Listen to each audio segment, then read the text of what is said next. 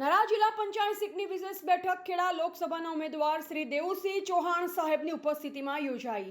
આજરોજ બાજતપુરા હનુમાનજી મંદિર ખાતે નરા જિલ્લા પંચાયત સીટમાં ભારતીય જનતા પાર્ટી દ્વારા વિશેષ બેઠકનું આયોજન કરવામાં આવ્યું। આ બેઠકમાં વિક્ષ દ્વારા સંકલ્પ સાકાર કરવા તેમજ ફરીવાર મોદી સાહેબને વડાપ્રધાન બનાવવા માટે ખેડા લોકસભાની સીટમાંથી 7 લાખથી વધુ વોટની લીડ માટે આહવાન કરવામાં આવ્યું।